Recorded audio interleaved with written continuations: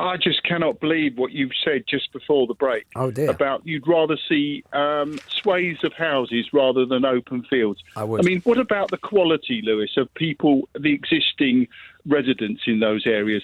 They don't. It's not a race to the bottom. I mean, really. I mean, I can't believe that an LBC presenter is saying, "Oh well, I'd much rather see thousands of houses on that land rather than trees." And I mean, we teach nature in schools. There'd be no point in teaching nature if we had your Jonathan. view, No, Lewis, Jonathan. I just because think there'd be no nature to talk about. No, Jonathan. I'm not suggesting we tarmac the whole country. What I'm saying to you is that not all nature is created equal. I think the Yorkshire Dales or the North York Moors or the Lake District are a lot more attractive, frankly, than a lot of the sort of, I wouldn't even say it's particularly countryside, but sort of countryside adjacent land in much of the southeast of England, where a couple of fields, so what? On your basis, Bishop Stortford, right, your town, half of it wouldn't be there according to you, because you'd be like, no, we've got to prioritise the field at all costs, the wonderful little field. No, because I roll into my equation, Lewis, is the quality of the life of the people that already live there. And I roll into my equation. Another 2,000 cars in front of them in the morning. And I roll into my equation, Jonathan, people who are younger, who perhaps aren't as fortunate to have been born 30 or 40 years before, when houses were much cheaper and houses were plentiful and you could pretty much buy where you want. At the end of the day, if you're going to have, you've got to think about the next generation. And in order to do that, in a country with an expanding population, where you need to ensure that enough houses are being built for them. Otherwise, I assume you own your home. Problem. Do you own your home? No, but Lewis, do you own your home, Jonathan? Another problem. The problem that's causing this is too many people in the first place. What, all the people coming in who've got to work in our social care, for example, looking after the older people? But we haven't got space for them. So the old people will just let them perish without anyone looking after them then, shall we? No, they could go other places. Who, the old Don't people? Need to come here. Who? We're an island. Didn't you realise that? Got water all around us. God, are we? God, I'd missed that one. God. I mean, you're learning so much. Jonathan, do you own? You went to the coast. Do you own your? Now you want to build on what we've got. Do you own your home? On the small amount of land we've got. We're one of the smallest countries in the EU. We're not in the EU anymore, Jonathan. EU, of course. Do we? Do you own your own home? Why does that matter? Well, because I suspect, and it's just a theory here, I suspect that you might be labouring under the old "I'm all right, Jack" delusion. I was never all right, Jack, and I'm not all right now, Lewis. So you don't own your own home? I'm just saying that what's the point in affecting people's lives? They have a Why right. Don't you people in existing areas have rights to quality of life as well. And don't people But you don't think they do? I do, but I also think there needs to be a balance. You want to build on their back gardens? No, I want to build in the sort of pretty pointless bits of land that aren't particularly attractive that might be adjacent to their town or city. And you know what? People use them for dog walking and everything else. That is important. Themselves. No, that is important. It is important that you have the right to use some random little field to walk your dog rather than ensuring that younger people, rather than ensuring... If that's what someone enjoys to do, Lewis, and you know have a perfect right. And you know what? And you know what? I think that school leaver or someone at 21, 25, working hard, I think they have a right to own their own home. And I think that trumps your right to walk your dog. No. Oh, okay. No, so you get to own your house. Misconception, Lewis. That's a misconception. Do you own your house, Jonathan? Jonathan? Do you own your home? Do you own your home? They only do it if they have the opportunity. Do you own your own home? Sorry? Do you own your own home? You won't answer me. Why is that important? Because I think it may be colouring your view. Why is that important? Why is it important? Because I think you're a hypocrite, Jonathan. That's why. I think you're a hypocrite. I think you're a hypocrite because you just want to build. No, that's not hypocrisy. It's totally logically consistent. No, I want to liberate people. I think young people have the right to have what your generation had, which is the ability to buy. You have the right to a quality of life. Where's that ladder? I think you might be pulling it out behind you. Where is it? What? Where's that ladder? You see what's above you there? Jonathan, you are pulling the ladder up. That is what you're doing. You're pulling the ladder up. No, but you're ignoring the normal... Everybody has a quality of life, including those old crusties that you say have had it easy, that own their own home. They have a right to quality of life without having their back garden. And I'm sure most people, most of them, Jonathan, I think a lot of them would recognise, because they've got kids and they've got grandkids, that they would want to see their children and their grandkids in a position where they can get an affordable home and a sort of quality of life that they enjoyed. I'm afraid your position just simply amounts to seeing the ladder and pulling it up behind you. I'm not your demographic. I'm a Tory councillor in Radler, actually, from Boreham Wood. I like Radler. I thought you were looking You were looking for a Tory voice. There is. I do not have a demographic, Brett. We deal only in principles and facts on this programme. So I'm sure you are my demographic. Okay, well, my point is Lee Anderson was wrong in what he said. He was trying to take something, he was using something that Sadiq Khan said in 2017 about moderate Muslims and trying to turn that into something else. He was wrong in saying that. The problem I have with this whole conversation is anti-Semitism as a Jew. Now, what has happened in this conversation, we started with Big Ben projecting what I believe and what 90% of Jewish people believe is a genocidal chant from the river to the sea. Except when Benjamin Netanyahu puts it in election material. Yeah, I understand that. Again, I understand that. But I think at the same time, he's doing that as a response to what he's hearing in... But he's literally... I've seen him holding up a map which has Israel extending from the river to the sea and making it clear that that's his ambition. Benjamin Netanyahu would likely get taken out, will likely get voted out at the next election. So we'll see. But he's not, though, is he? He's currently the Prime Minister of Israel. I mean, I take your point, and I believe that you're making the point in good faith, but you can't just gloss over the fact that the man who's currently leading the attack on Gaza routinely deploys the notion of from the river to the sea as an electoral lever. Again, I don't want to talk about Gaza. I want to talk about... Well, you have to, because the reason that phrase was projected onto the Elizabeth Tower was precisely because of what's happening in Gaza. Well, look... So you can't talk about one without the other, Brett. If you want to talk about Gaza... I don't particularly. I want to talk about Lee Anderson. You brought Gaza into it. I'm not quite sure why. Okay. Can we start again? So yeah, of course we can. We've got a projection of from the river to the sea, which 90%... No, but we're talking about Gaza now. You're talking over me. You're talking about over me, okay? 90% of Jews... I'm sorry, I am going to talk over you if you say things that are disingenuous. You said we were going to start over and not talk about Gaza. But it's... Okay, 90% of Jews believe that chant is anti-Semitic. Except when Benjamin Netanyahu uses it. Now, again, I'm trying to talk about anti-Semitism, and you're just trying to talk over it to talk about... No, I'm not, Brett. I'm trying to point out to you what everybody listening hears. They hear you saying that those words are toxic, but not acknowledging the fact that they're used by Israeli politicians quite regularly. There are some toxic Israeli politicians. I'm not denying that. In charge. At all.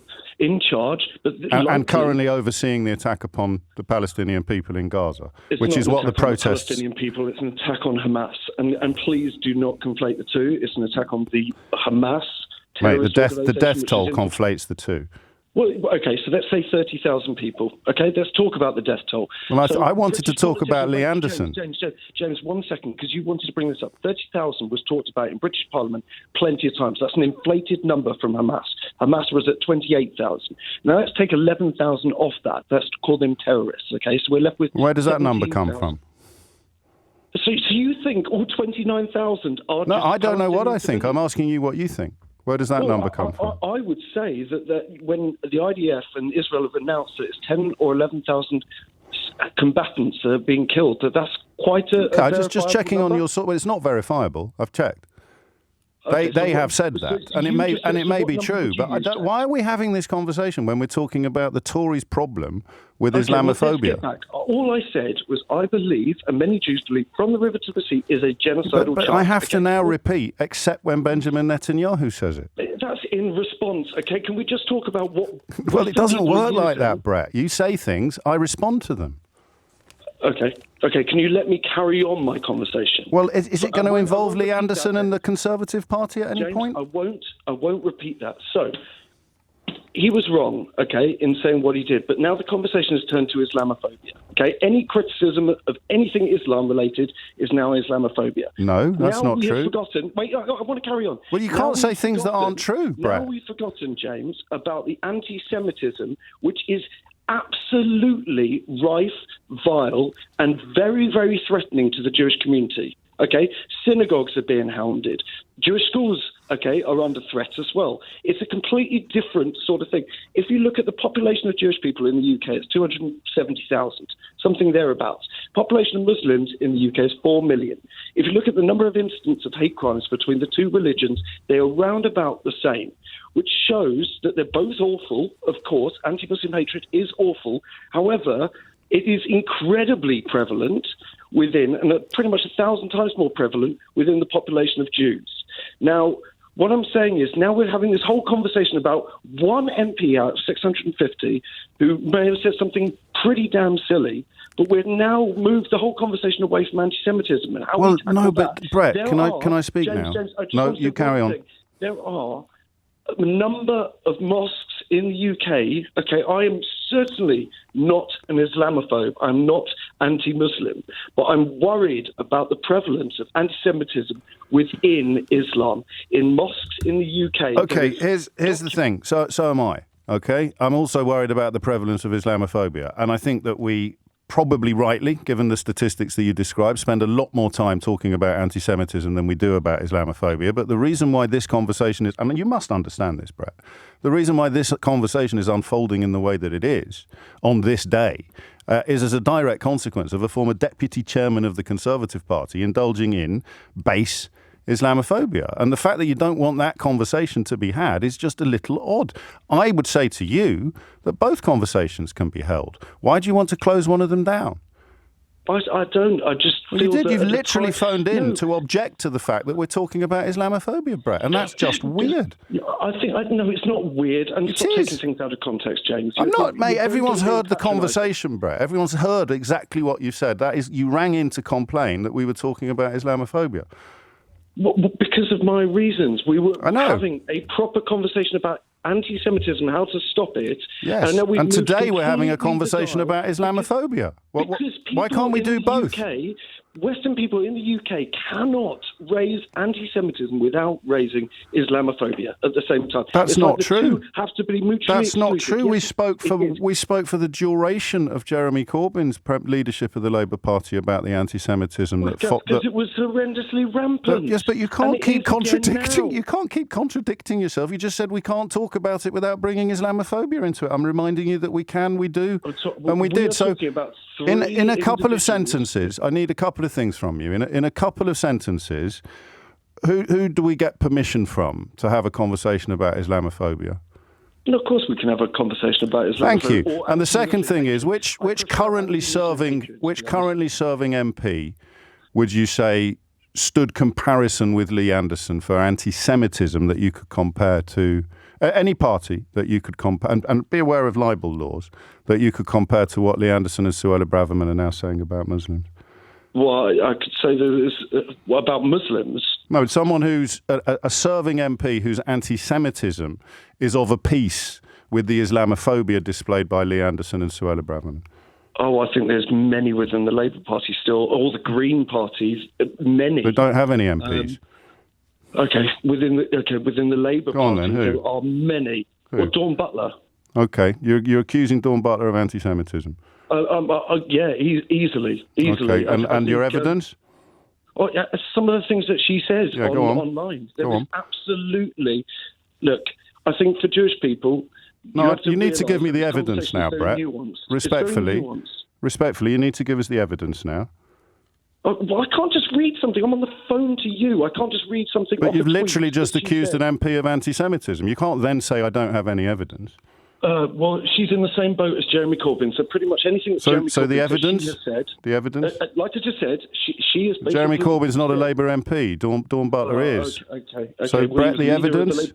You're a Conservative councillor accusing a Labour MP of anti-Semitism on national radio, and all I'm asking you for is your evidence, mate. You're talking about Lee Anderson as a previous deputy chair of the party. Yes. I'm talking about Jeremy Corbyn as a previous leader. No. I said serving MP for a reason, because Keir Starmer has got rid of Jeremy Corbyn. He is tackling anti-Semitism in a way that Rishi Sunak is not tackling Islamophobia. So just once more, in case our lawyers are listening, the evidence that Dawn Butler is anti-Semitic. Absolutely bang out of order. The evidence. And you should be called out for this. The evidence. You're trying to put me into a trap. No, I asked you a question to which you could have said, I can't think of anyone. And I think it's disgusting. Yes, well, I think the evidence is viewed. Through you. Your listeners see through you. I'm sure they do, Brett. But in conclusion, the evidence, please. I just said it's the same thing as Diane Abbott. You know, do you want evidence of Diane Abbott and some of the stupid things that she said? Not stupid, anti-Semitic from Dawn Butler. Gingers received the from same Dawn thing as Butler. Oh, okay. I don't have my phone on me to be able to read through Twitter, but she has said... But I don't have my phone on me to be able to read through Twitter, but I can tell you what Suella Braverman and Lee Anderson have said that's Islamophobic. Because they are always in the news at the moment, because you're pushing that agenda, because that's exactly pushing what you that agenda? That's an interesting trope. What do you mean by that? You are a funny man, James O'Brien, because you're a Conservative councillor, Brett, in Boreham Wood. Yes, and? Accusing politicians of anti-Semitism without any evidence whatsoever. No, I'll go through Twitter in a minute, shall I? As soon as I got off this call. Yeah, if you want, mate. Honestly, I think you're incredibly patronising. It's not my fault you've come on the radio and made a fool of yourself. All I've come on is to talk about the Jewish population. You've come on to complain that we're having a conversation about Islamophobia, and you've ended up accusing Dawn Butler of anti-Semitism without any evidence whatsoever. You put me in a box, James. You put me in a box. You put yourself in a box, Brett. Purposely showing that you've got absolute contempt for the Jewish population. So you're accusing me of anti-Semitism now? Oh, I said contempt. Contempt, not anti-Semitism. What's the difference? Well, there is a difference. What is it? Well, you haven't said any words that are anti-Jewish hate. However, you're pushing this argument. So what's the evidence for my contempt for Jewish people then? Who came on this call? What's your evidence for my contempt for Jewish people? UK, to talk about anti-Semitism in the UK. No, you phoned a phone in about Islamophobia. Some sort of problem. You phoned a phone in about Islamophobia. What's your evidence for my contempt for Jewish people, Brett? I take this quite seriously, actually. I think much of your call has been ridiculous, but I take this very seriously. What's your evidence? Because you're trying to turn my conversation away from me talking about how Jews feel in the UK at the moment. It's a conversation about Islamophobia. You phoned in to complain that we were having it. Now tell me what your evidence is for my contempt for Jewish people, Brett. Because, do you know what? If I start raising some things like about issues with anti-Semitism in mosques, you're still trying to push me. No, we're talking about my contempt for Jewish people. Give me some proof. Because the fact that I've just come on this show as a heartfelt trying to ensure that the Jewish population gets a voice in all of this, instead of turning the conversation specifically to Islamophobia, which is a very... So by talking about Islamophobia, I'm displaying contempt for the Jewish people, Brett? No, it's the fact that you, instead of just listening and having empathy to what I've had to say... I have empathy for some of the things that you've described, but I pick you up on things that are challengeable. Once again, your evidence of my contempt for the Jewish people, apart from the fact that I've been talking about anti-Muslim hatred today. But do you know what? It'd be worth going on YouGov, doing a poll about the Jewish population, what they think of yourself at this very present moment. I'd ask you again, what's your evidence for my contempt for Jewish people, Brett? That's a very serious allegation that you've made. Think of James O'Brien at the moment. Yeah, I look forward to it. But in the meantime, your evidence, please. I've just told you. No, you haven't. I've just told you that I've come on this show to have a conversation about anti-Semitism being taken away. But it's a phone-in about Islamophobia. No, it started. No, because this all started with Big Ben. This started with Lee Anderson losing the whip for being Islamophobic, and the question I've asked about 14 times since 10 o'clock this morning is how have the Conservative Party got themselves into such a mess over Islamophobia? But I'd ask you, Brett, the question that remains, and we're going to have to call it a day soon, is your evidence, please, for my contempt for Jewish people. Because ridiculous though you are, I do find that hurtful and offensive. And there we go. You just called me ridiculous. Well, okay? Prove me wrong by giving me the evidence. Prove me wrong by giving me the evidence. I'm just trying to have a decent, empathetic... No, you accuse me of contempt for Jewish people. That's neither decent nor empathetic. You're dealing with me. It's just a perfect example of patronising. Where's your evidence? Population. Oh my God! It's like I don't know. Sometimes I don't even know why I listen to you. Sometimes. Where's your evidence? I've just told you. You turned me coming on your show to talk a little bit about anti-Semitism. On the contrary, Brett. Me being ridiculous. On the contrary, you rang in to complain that we were having a phone-in about Islamophobia. You've ended up accusing Dawn Butler of anti-Semitism and me of contempt for the Jewish people. Well, do you know Have a great day, Brett. What's your thought on this or experience? Well, it's interesting what you've got to say about food poverty, but I think generally people just need to learn how to cook. Well, I don't think anybody's arguing about that. I mean, there have been lots of campaigns for more cookery lessons in school. You know, I was lucky because we had an afternoon a week devoted just to teaching us. But that's not available for children now. You just experiment. I'm talking about the people cooking food in the house. Like you don't need a lesson at school. But what about affording the food, Daniel? Okay, I'll give you an example. Today, I went to Sainsbury's, or one of the big supermarkets. Yeah. I bought a head of cauliflower, broccoli, bean sprouts. All this stuff costs under $5. I got a bag of rice in the cupboard. I got spices. Trust me, I can cook a whole lot of food for a family of 4 or 5 for less than $5 every day. No worries. Easily. People just need to learn to cook whole foods. You begin to sound like 30p Lee here. He said that... No, I know you're not. Daniel, I'm joking. Not 30p Lee. Can you stay on the line, Daniel? Because I want to talk to Billy now in the Isle of Wight in Ventnor. Billy, what's your experience of this? Hi, lovely to speak to you this afternoon, Carol, and also to Daniel. As a teacher working in a school, I'm very passionate at coming into this discussion from a point of view of looking after our children. And just off the back of what Daniel's saying, I totally get the sentiments behind what he's saying. Yeah. But the reality is there's 15%. That's what this data has announced, isn't it? 15% of people in this country find it difficult to get by. They're in food poverty. Yes, I just want to draw Daniel's attention to the fact that only 4% of this country's population are in out-of-work benefits. So that means that the rest of those millions of people that are struggling to put food on the table are either working or claiming benefits and working at the same time. They're kind of doing a little bit of both. Yes. And the reason why I just want to make that point is it's not always easy for someone working full-time. And I get if you're retired, it's quite easy to go around the supermarkets and find all the yellow stickers. But the reality is, unfortunately, there are millions of working adults out there, based on the statistics I've just given you, and you can do your own research yourself as well, that are struggling to put food on the table.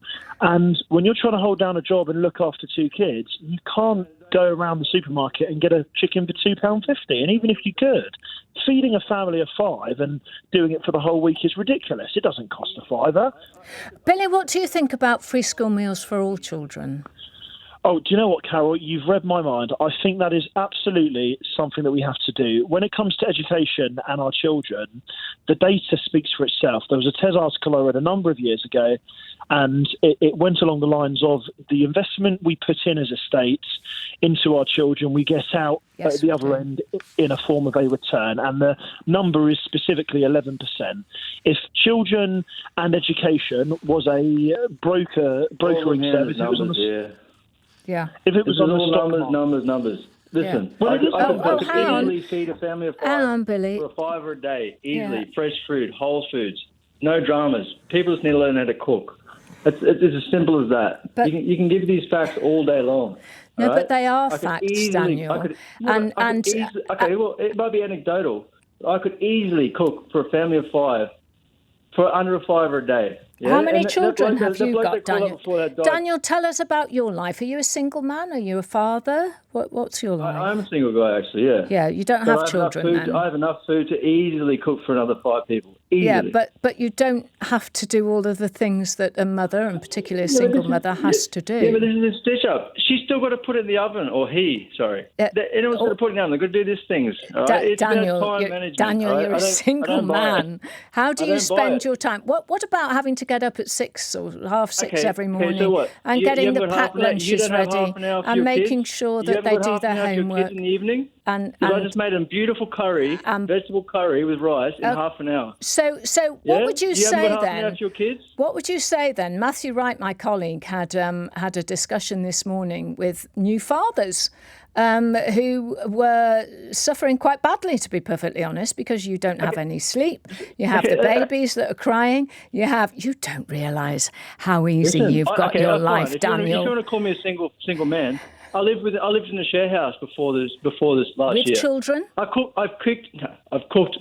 They act like children, but I've cooked for 5 people in that share house before. No, easily. Daniel, that's like living in a student house. That's entirely different to having to people need to learn how to cook. If you go to these poorer countries here where they earn way less, they eat better. Why? Because they've got Iceland and all these chicken shops in the corner. That's a big statement. That is the reason. That is a big statement, I'm Daniel. telling you right now. I'm telling you right now. You travel to these countries where they earn way less. They earn a few bucks a day. Which countries specifically are those, Daniel? Oh, well, you travel to some, you'll find them. Yeah, but where are they, Daniel? Go to Cambodia. Cambodia, okay, so that's an entirely different system, Daniel, where women would stay at home largely, I would imagine. And that's what's that got to do with what we're talking about? Well, it's got everything to do, because if you have children, and when you have children, Daniel, so you should when you have children, Daniel, you will realise that your entire life, your life splits into two, Daniel. BC, which is called before children, and after children, and they are two entirely different systems of life. I made a beautiful curry tonight. That's very good. Half an hour. It cost £5. Yeah, well, I've done the same many times over, Daniel. I have done the same many times over. And but when you have young children and you are desperate for food and desperate for time and desperate for sleep, it's entirely different. Daniel, you're going to make a great husband, I'm sure. Thank you very much, Daniel from Brixton. What have the Home Office said to you about why they're cancelling your visa? Before I answer your question, actually, Tom, I would like to clarify that is not actually what I said. Have you watched the interview that I did? I have. Yeah, I played it out. Can you quote to me what exactly I did say? We are full of pride. We are really, really full of joy at what has happened. We are proud that Palestinian resistance has come to this point. Mm-hmm. And do I mention Hamas at any point in that interview? Well, what are you full of joy at that point? My question is clear. Do I mention Hamas at any point? You are asked about Hamas. You don't mention them by name. Exactly. So I do not mention Hamas. I do not mention that I condone killing of any innocent civilians. My words were completely taken out of context. Well, let's go back to what your words are. No logical person can conclude that I was supporting harm to any innocent civilians based on the context that was given throughout this demonstration. Let me explain it to you, Tom. There was no explicit mention of Hamas or support for Hamas or harm to any innocent civilians. Whether there was any implicit mention is also not the case. So the protest was advertised in a manner that showed support for Palestinian resistance breaking through the siege. The protest itself was full of chants and speeches that, again, were supporting Palestinians breaking through the siege, with no mention of Hamas, with no symbols referring to Hamas whatsoever. The coverage itself at that point, when I was doing the interview with Sky News, did not show anything related to Hamas. So when you're there at this rally on the immediate days after October the 7th, and you say, we are full of pride, what are you full of pride about? The breaking of the siege on Gaza, which was placed on Gaza illegally for over 16 years. And how did the breaking of the siege happen? It was not only by Hamas. It was by multiple armed groups. It was by civilians and children as well who were resisting against the occupation. PIJ, Palestinian Islamic Jihad, for example, they're another group that operate at Gaza. Not them? So when you say I was not referring to a specific group. Sorry, Donna, let me ask the question, please. It's my programme. We are proud that Palestinian resistance has come to this point. You're not referring to Hamas? No, I'm not. But they form Palestinian resistance, don't they? No. Palestinian resistance in itself is an action, Tom. Right? Resistance. So what were Hamas doing on October the 7th? With international law. So what were Hamas doing on October the 7th, in your view? It does not concern me what Hamas was doing. I was referring to Palestinian resistance. I was referring to resistance that is consistent with international law and the specific act of breaking through the siege, which is consistent with international law. Well, I was not referring to any group. Were people to have just broken through the siege, i.e., gone through the fences, understandable. But they didn't, did they? What do you mean? Well, we know what happened on October the 7th. People went through those fences and those walls, and they went on to butcher innocent people. So what part of the Palestinian resistance on that day are you proud of, and what parts of it do you think shame you? The aim of breaking through the siege was not going on and conducting any crimes. The point behind breaking of the siege and the resistance that I was referring to was breaking a siege, was breaking through an open-air prison, a concentration camp, which is illegal under international law. I never condone the harm of any innocent civilians nor will I ever, because that is a complete misrepresentation of my views and of my character. Okay, so when you say that you are proud that Palestinian resistance, by which you say not referring to Hamas, you say has come to this point. What does come to this point mean? Resistance can be in numerous different forms. Resistance can be by simply existing in your homeland. Resistance can be through education. It can form many different forms. But resistance that is on the ground, that is resisting against an oppressive regime and an occupation. Just not by killing innocent people? No, obviously not. Well, that's not obvious from what you say, Dana. With respect, that's not obvious from what you say. It is obvious, Tom. If you try and break down the implicit biases that you have against Palestinians and against my bias is on display here. Tom, let's put your biases on aside. Do you agree with what the Home Office has done in revoking my student visa for simply expressing my views of supporting Palestinians, of resisting oppression? I actually I have issue with the Home Office doing what they've done, because I think the process should be that someone commits a crime before this happens. An expression of support for a prescribed terrorist organisation is a crime in this country. Have you been in contact with the police? I've not been in contact with the police. Why would I? Well, I mean, there might be some people, clearly the Home Office, feel that you've been saying things that are not just not conducive to the public good, but might be advocating a position that could lead people to be associated with terrorism. Tom, I've made it clear that I did not mention Hamas at any point in the interview, nor is it logical for anyone to conclude that I was supporting Hamas because I was simply supporting resistance.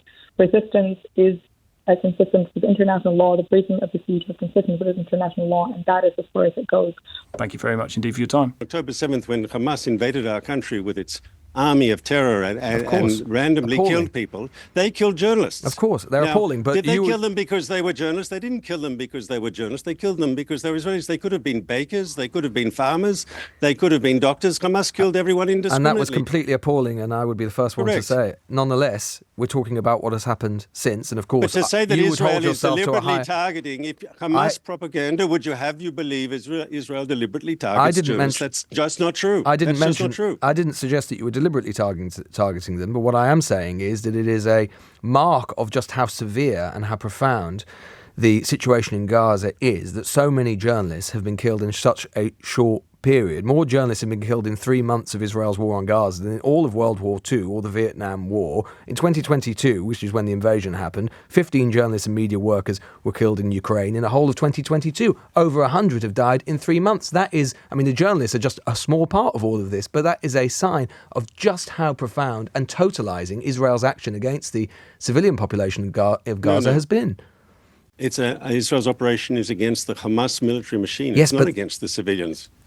But the result, whether you say that it is against them or otherwise, the result is the same. The result has been the same. But you're making a logical fallacy here. You're saying all the civilian deaths in Gaza are on Israel's hands. That's 100% not true. Well, they wouldn't be dead if it wasn't for Israeli rockets. No, they wouldn't be dead if Hamas hadn't had a deliberate policy, and not just Israel says so, the EU says so, the UK says so, the US says so, others say so, of deliberately using Gazan civilians as a human shield for its military machine. I mean, you've had on this program discussions about Hamas's use of hospitals for its military machine, its use of schools, its use of residential neighborhoods. You see Gaza above. Below Gaza, there is a subterranean network of military tunnels and launching sites for rockets and command and control. Hamas leaders today are under the city of Khan Yunis. We're trying to get them. But so when South humans, Africa, in their indictment, ignores that. It's like Israel is there alone. There is no doubt. There is no doubt that Hamas are terrible people and that they have used their own civilians as human shields. There's no doubt about that. So, but you're saying, therefore, that when humans become human shields, that means they are just legitimate collateral damage in war, and you have no obligation to them at all. I never said that. That's the logical. I never said that. That's your logical fallacy. That is what the logical inference of what you're saying. No, well, so you have no whatsoever. But you're saying that if they've died, you're saying that if those civilians have died, It's as a result of the fact that Hamas have used them as human shields, despite the fact that obviously they've died as a result of your attacks, your rockets, and so on. So what is your moral obligation to those people? No, but Mr. when you Regev? say to me, when you throw to me the Hamas number that over 20,000 people have died, right? Well, the UN... It's clear they're not all civilians. It's clear they're not all civilians. Yeah. It's clear they're not all civilians. It's clear also a large part of the civilians died from Hamas tactics and Hamas munitions. And therefore once again, I'm willing to have a serious discussion about Israeli strategy. But this South African approach, which is basically they've decided to be the lawyer of the Hamas terrorist movement, that's what they're doing, which says Israel is guilty of genocide without understanding that we're in a war, without understanding the difficult combat conditions, without understanding Hamas's strategy of using Gaza civilians as a human shield. It's like out of fantasy land. It's divorced from reality. If, let's imagine a situation in which the ICJ decides that you are guilty of perpetrating a genocide. Would that make any difference to what Israel is doing?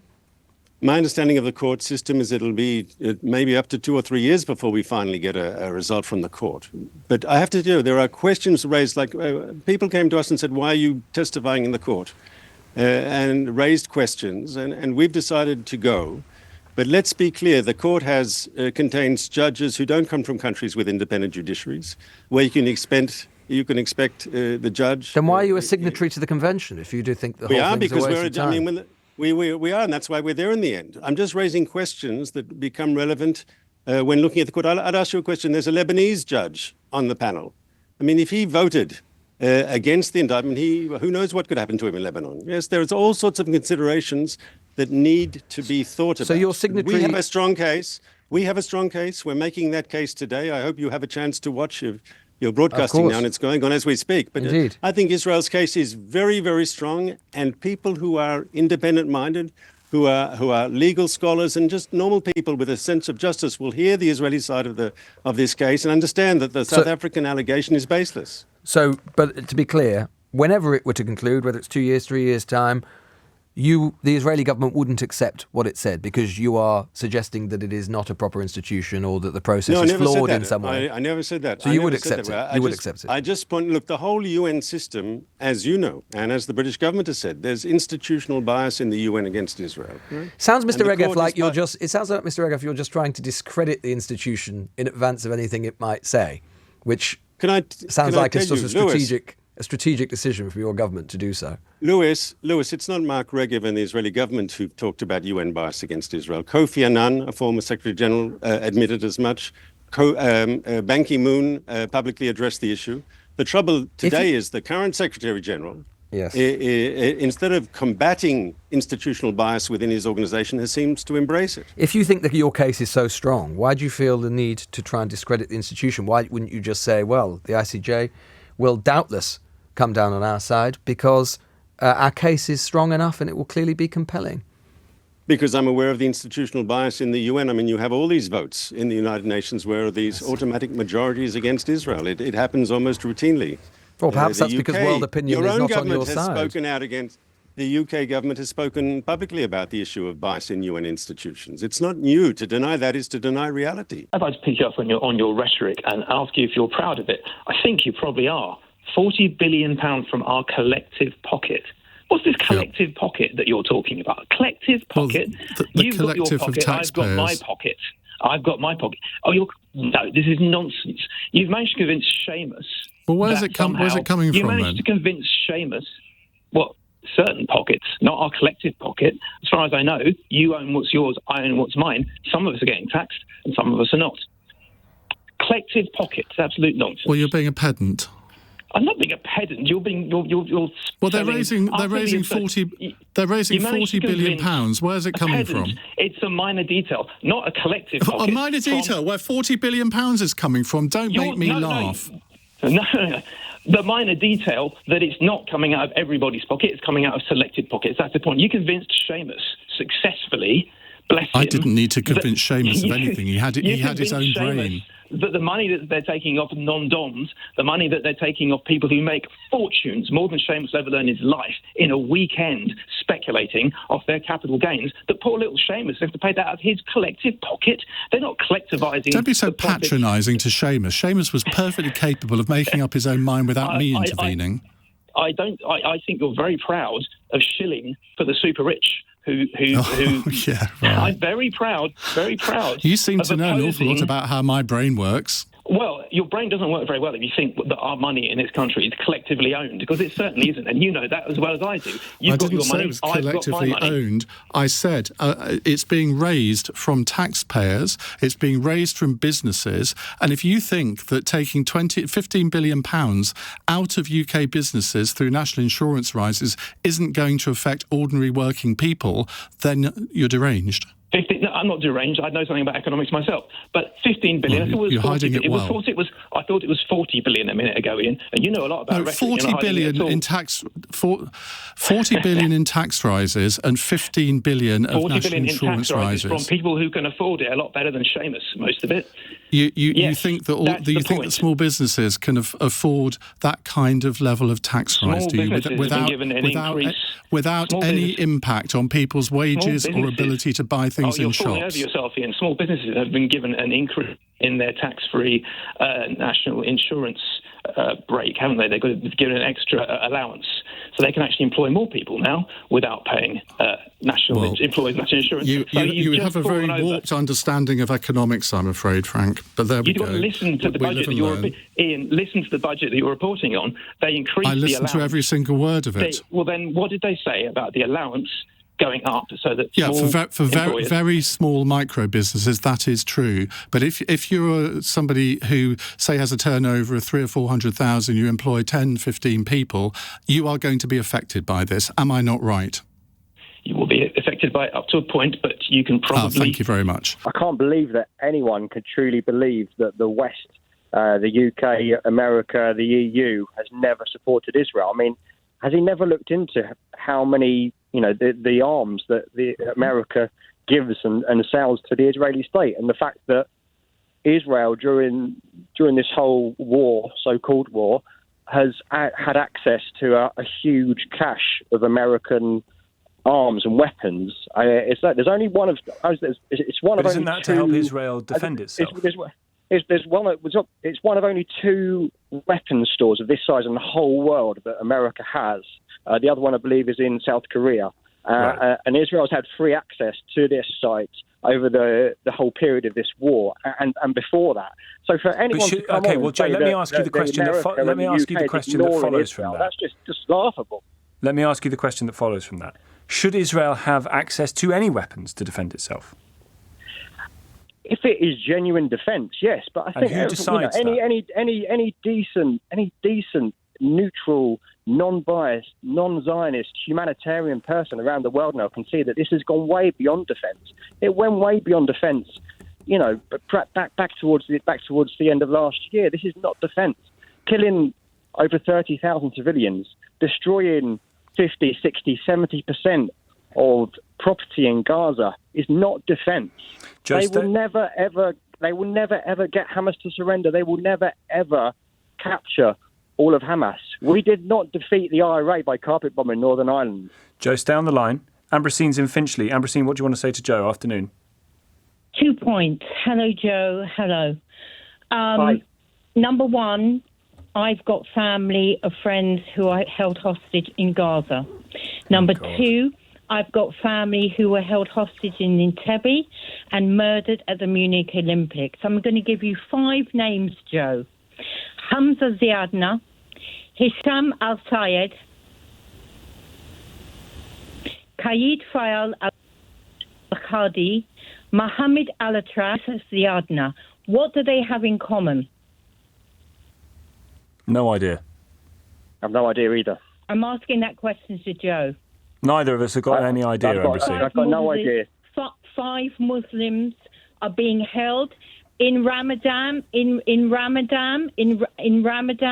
hostage by Hamas in Gaza. What are you going to do, Joe? What would you do?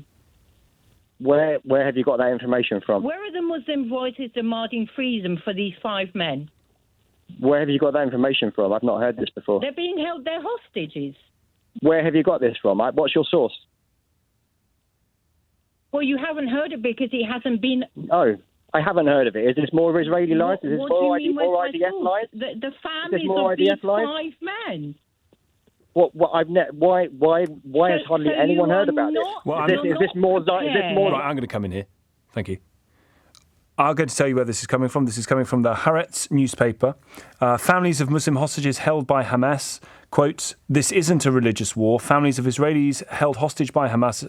Ali al-Zayadna has a brother, 2 nephews and a niece among the 239 Israelis held hostage in Gaza. Both he and other Bedouin make clear that the war on Hamas isn't a war of Arab against Jew." So that's where it comes from. Joe, your response to it?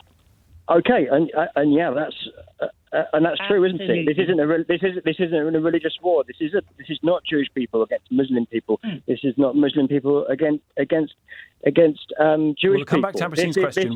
What should happen against the Zionist regime that has been discriminating against Palestinian people for the last 75 years?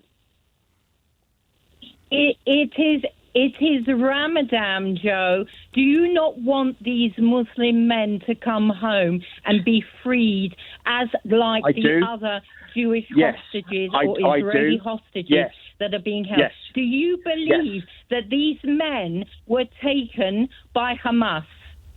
I do, and I want them to come home, just as I want the thousands of hostages that are held without charge in Israeli prisons. But funnily enough, the media and yourself, you would refer to them as prisoners, wouldn't you? You would refer to them as hostages. This is where the language changes to try and alter people's opinions. No, hang on a sec. Some of them are prisoners. Some of them are in there having been found guilty of crime. Hang on a sec. Some of them have been there found guilty of crimes that they have committed. No hostage is being held in Gaza having committed a crime. No, but many thousands of Palestinian people, a lot of them children, a lot of them women, are treated absolutely disgustingly and tortured and are held without charge for months, if not years, as hostages. Yes, that's right, hostages in Israeli prisons. Ambrine? Where's your proof, Joe? The UN. Where's your proof, Joe? The Where's your proof? You've just asked myself and the presenter where our proof is. Okay, well, I unlike Tom, I'm not sitting in the studio where I can quickly Google something, as I'm sure Tom has just done. Okay, but that no that clue, is a fact. Joe. Get on the streets on Saturday. Get on the streets on Saturday. I have been on the streets. I have been on the streets before. For these yes, I have, and 5 Muslim men to be freed. Okay, no, I will protest on the streets on Saturday for a ceasefire. But that's what everyone is calling for, isn't it? The US, the UK. Everyone is saying it's ceasefire time. Far too late, though. Far too late. I mean, everyone now is probably praising America when should for the ceasefire have happened? The ceasefire should have happened. Well, I hear, Tommy, obviously a couple of minutes ago, you spoke about how there were people protesting on October the 8th for a ceasefire, that a war shouldn't have happened. And that's because we know exactly how Israel acts in these kind of situations. We've seen it in Joe, come on. Be honest. They act completely disproportionately. They have done over history. If you look at every single one of these wars over the last 20 to 30 years, there is always at least 10, 20, 30, 50 times more Palestinian people killed than there are Israelis. That is why proportionality in war is not solely judged by casualties. But Joe, you wouldn't be able to argue for Israel's right to defend itself, would you? You would quite happily say Israel should have no right to defend itself militarily. No, absolutely not. No, I believe both sides have a right to defend themselves, and that is what Hamas do. Hamas, under international law, are allowed to fight as resistance fighters against the illegal occupation of Israel. And that has consequences, doesn't it? For Hamas and for the people that are governed by Hamas. But that should be recognised by people around the world, and they should not be dismissed as terrorists. Yes, some of their activities are acts of terrorism, but by and large, they are actually a resistance organisation, You don't think the terrorism they committed makes them terrorists? Well, then the IDF are terrorists, because they behave in exactly the same way. I don't know that they've gone round killing people in the same way with the same glee as the Hamas fighters did. Why was it necessary for Lee Anderson to have the whip suspended? Where was the tolerance there? Well, Nick, respectfully, I think what Lee said was wrong. Yes. And as a result of what he said, he had the whip removed from him. That's robust action. What was it specifically that meant the whip had to go? We agree it was wrong, but why was it wrong? Nick, it was wrong. What Lee but why said, was it wrong? What he said was wrong. As a result of what he said, the whip was removed from him. That was robust action. No, that was why robust was it action wrong? that was That's what taken. I'm trying to get at. It was wrong, Nick, because of what he said, and robust action was taken as a result. You're well educated. Let's try this a different way. Was it Islamophobic? What he said was wrong, and robust action was taken, and the whip was removed within 24 hours. Minister, was it Islamophobic? Nick, it was wrong. Minister, I'm going to, and I'm normally a very polite man, I'm actually going to effectively put the fact, I'll ask you now for the third time, I've asked you 6 times why it was necessary. For the third time, was it Islamophobic? Nick, it was wrong. I'll have to curtail the interview there. I'm grateful for your time, but enough already. Michael Tomlinson is the Minister of State for Illegal Migration, unable to answer a question. I haven't called before, and you're probably not going to like what I've got to say. But the point I would like to make is this topic of sexual harassment at work, in my view, has elements of positive, ideas behind it in terms of preventing, problems for people at work.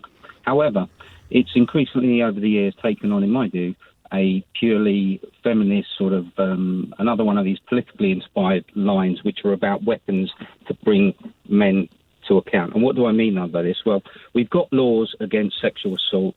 We've got laws against violence, which are both very rare in the modern workplace. We're no longer in the Benny Hill era of modern workplaces, and what we seem to have now... what are you saying is very rare? Sexual violence? Sexual violence and sexual assault at work is very rare. Okay. What is much more common in modern workplaces, in my view, is bullying at workplaces, mobbing in workplaces, which is often done in a very underhand, it's called mobbing in the workplace, where you have a group of people ganging up against an individual, one person. Yeah, and this is very underhand, and it's very difficult to detect. And often can I just say, so is a lot of sexual assault. Very underhand. Hold on. You can say what you want to say. I'm not talking. As I said, there's a law against sexual assault. There's a law against violence. If sexual assault, in the rare cases it happens at work, was to happen, somebody just needs to call the police, and that will be it. In the cases of mobbing, and then I want to go on to talk about sexual harassment. Now, sexual harassment, as it's defined, need not to do anything to do with sex. It is merely a term used to basically enable certain people to claim that on grounds of their sex, they have been offended in the workplace. So it can be something as a mere comment, a mere allegation, a false allegation indeed, because it's very difficult to protect against those things. And the final point I'd like to make is what is needed at work is a general bullying, anti-mobbing law that could apply equally no matter who the victim is, no matter who the perpetrator is, whether they're women, men, non-white, white, Muslim, whatever it might be. Why? Because that's the only way you're going to get a level playing field. And I'm convinced, and I know beyond any doubt, that the laws you're talking about now are more labour-inspired, double-standard laws, dreamt up by sort of well-off lawyers who only speak to themselves about the same things and don't actually live in the real world. Do you mean the law that Gillian talked about? And they don't. You don't need to shout every time I speak, Jason. Do you? Sorry. Yeah, when you're here we go referring again. to the I'm law, going to be accused of mansplaining. Well, you're just shouting when I speak, which is strange. Right. When you talk about the laws, are you talking about the law that Gillian Howard, my guest, alluded to? I don't know what law she's talking about, but because I haven't looked at them. But I can guarantee you. But you're just telling me you know that they're unnecessary. So I'm just checking which law you mean. I know the existing laws, yes, because the existing sexual harassment laws have their background in U.S. civil rights laws, and were originally there to deal with what's called quid pro quo harassment, which is basically where people were demanding sexual favours for jobs. It then got expanded under all this feminist mantra in the US to cover what they call a hostile work environment, which basically includes offence of any sort of kind as declared by the person on receipt of that offence. And in the UK, over many years, that sort of idea of being offended, I don't like what you say kind of thing, has now been expanded and expanded and expanded and expanded. It's ongoing. There's whole sort of law firms with probably departments on it. And so, and it goes on in wider areas, not just this area. So, for example, we've been talking about two-tier care, and how he wants to criminalise people who sort of criticise certain things that he doesn't like being criticised. It's all part of that. All I'm saying is, if you're going to have those kind of subjective laws, they need to be equal. Everybody needs to be equal before the law. So they need to be drafted in such a way that it's not only women who can deceive, or certain aggrieved women who can be protected, or not only. That's already the case, Jason. It's already the case. No, it's not. Can I explain? I'm going to put your mic down because you don't know how to have a conversation. I'll come back. I'll open it again. I just need to say something. The laws that exist at the moment. Let's use the example I gave about myself at work 10, 12 years ago. If I had been a man and that man was doing and saying the same things to me, I could have used sexual harassment in the workplace laws to deal with it. It's not just for women. It's there for men as well. Your turn. Well, you say that, but in practice, I know I have been in various positions in my life. I've been criticised from a whole range of reasons and insulted. And I can guarantee you, if I was to try by women, shall I say, but not only women, and if I was to claim that I had been subject to a hostile environment and claim sexual harassment on the ground, say it was women doing it to me, there's no way, or gay people doing it to me, there's no way I would be able to. How do you know? Did you ever try? No, because I don't see the point, to be honest, because I have seen how it happened. The other thing, of course, I think you're disregarding my point, is the law needs to apply regardless. Everybody needs to be equal before the law. These are Equality Act ideas, and these, focusing on certain aspects of bad behaviour at work are merely about preferencing certain people and victimising others. And it's very difficult when there's a lot of false accusations that go on, people claim to be offended for this, that and that reason. And what happens, companies, they're so afraid of having to pay a fee. If I was a wealthy company, I wouldn't listen to but many of these allegations, which are frivolous. If a woman was being assaulted... I'll finish my own sentence if that's okay, Jason. If a woman verbally or sexually assaulted me in this office, I would complain about her too. It's not about the gender of the person in this instance. I mean... Right.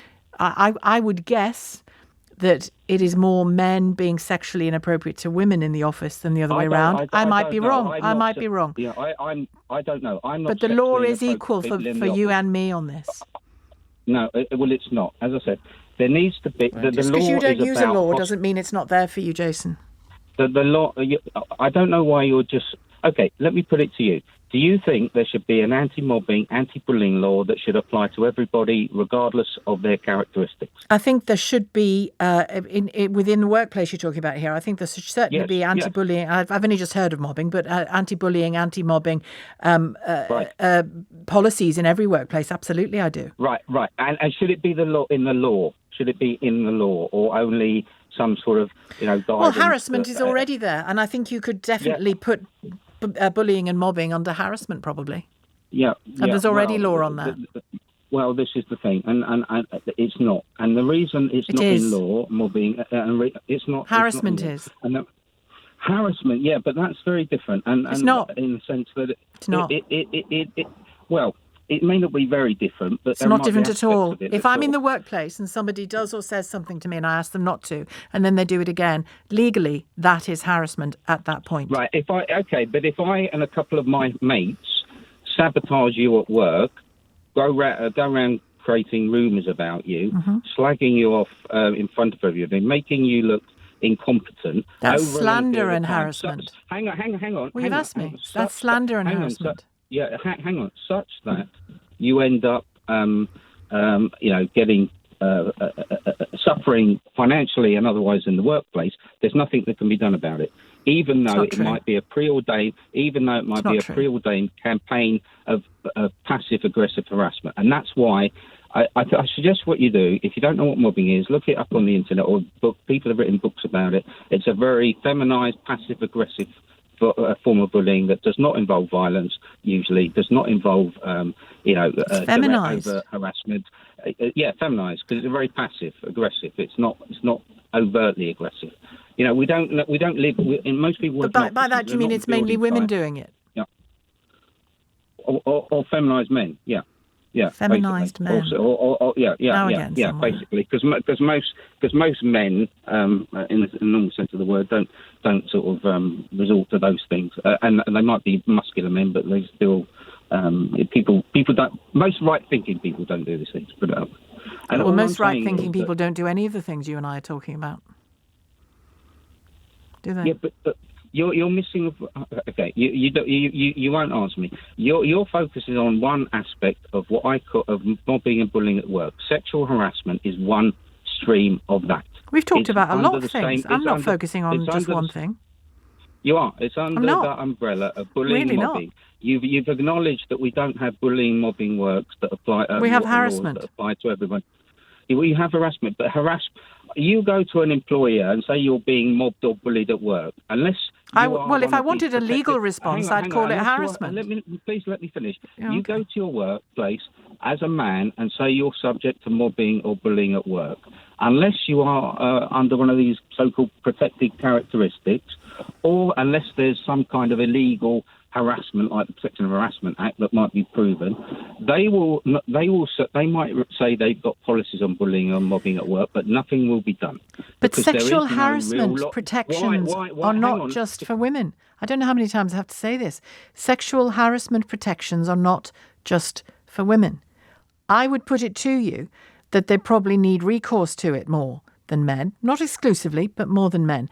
But it's not a law that is exclusively for women. You're obsessed with the sexual aspect of it. No, I'm not. You've just said there are specific... You're disregarding my point, which is about mobbing and bullying at work. Do you know what's happening, Jason? I'm not disregarding anything. I've been speaking to you for nearly 8 minutes.